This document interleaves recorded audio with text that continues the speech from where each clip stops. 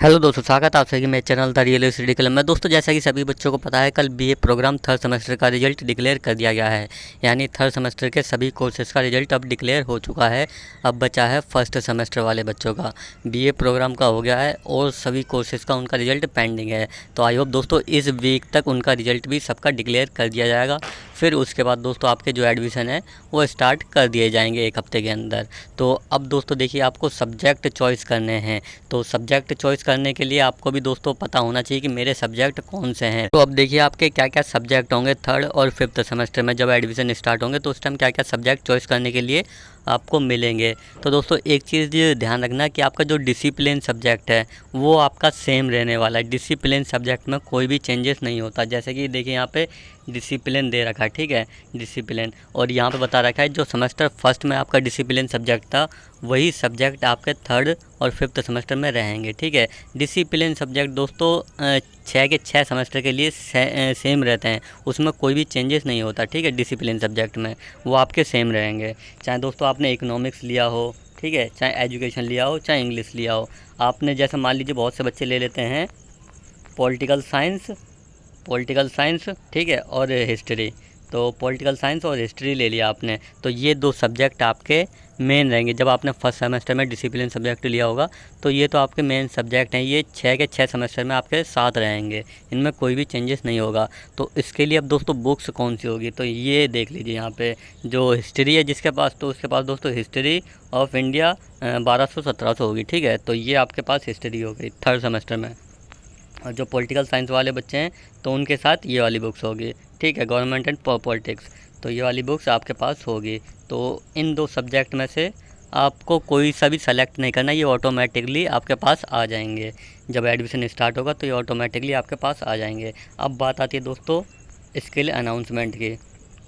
जो skill announcement का subject है इनमें से आपको कोई सा एक सेलेक्ट करना है। जो स्किल अनाउंसमेंट है इनमें से आपको एक कोई सेलेक्ट करना है। तो एजुकेशन सेलेक्ट कर सकते हैं, इकोनॉमिक्स सेलेक्ट कर सकते हैं, इंग्लिश ट्रांसलेट स्टडीज़ सेलेक्ट कर सकते हैं, हिस्ट्री सेलेक्ट कर सकते हैं। ये आपके ऊपर है कि आपको कौन सा सब्जेक्ट बेटर लग रहा है, ठीक है। अब एक चीज़ समझिए दोस्तों, आपने जो डिसिप्लिन सब्जेक्ट है उसमें तो हिस्ट्री है ही। आप इसके लिए अनाउंसमेंट में हिस्ट्री ना लें तो सही है, क्योंकि दोस्तों दो दो सब्जेक्ट हो जाएंगे आपके पास। तो कोई सा एक अदर सेलेक्ट कर लें, जैसे ट्रांसलेट स्टडी सेलेक्ट कर लिया, फर्स्ट सेमेस्टर में भी इंग्लिश थी और थर्ड सेमेस्टर में भी इंग्लिश सेलेक्ट कर ली। तो आपके ऊपर चॉइस है जो भी आप सेलेक्ट करना चाहें, ठीक है। अगर दोस्तों आपका जो डिसिप्लिन सब्जेक्ट है और वही आप सेलेक्ट कर ले, तो बहुत से बच्चों का एजुकेशन भी होता है डिसिप्लिन सब्जेक्ट, ठीक है। तो ये नहीं है कि आप थर्ड सेमेस्टर में जो इसके लिए अनाउंसमेंट का सब्जेक्ट है वो भी एजुकेशन ले सकते हैं, अगर लेना चाहते हैं। वरना दोस्तों कोई अदर ही सब्जेक्ट चॉइस करें तो बेटर रहेगा। अब MIL की बात आती है दोस्तों, MIL में कौन सा सब्जेक्ट सेलेक्ट कर सकते हैं।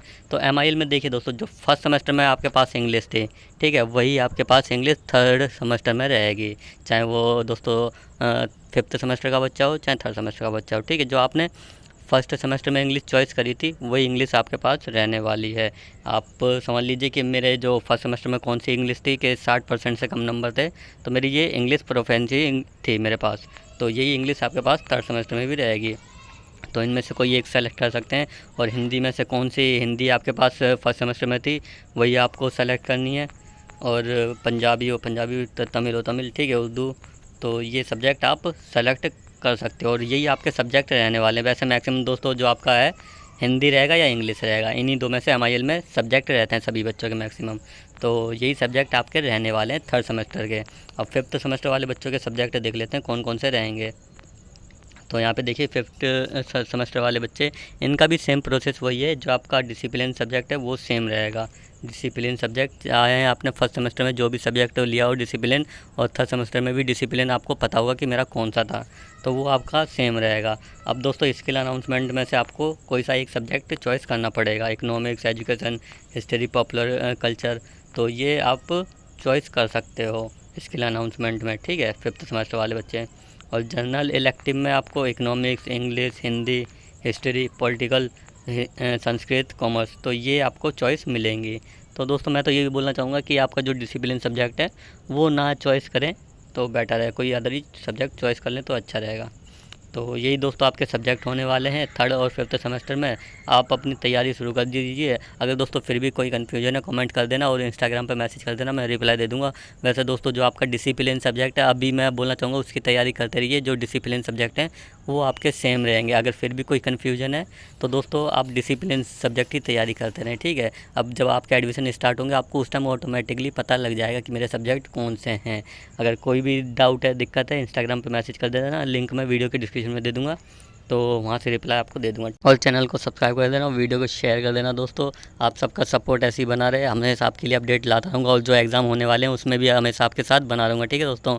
जो भी अपडेट होगी आपके लिए तुरंत प्रोवाइड करवाता रहूँगा। बस चैनल सब्सक्राइब कर दिया करो, अच्छा लगेगा। Thank you.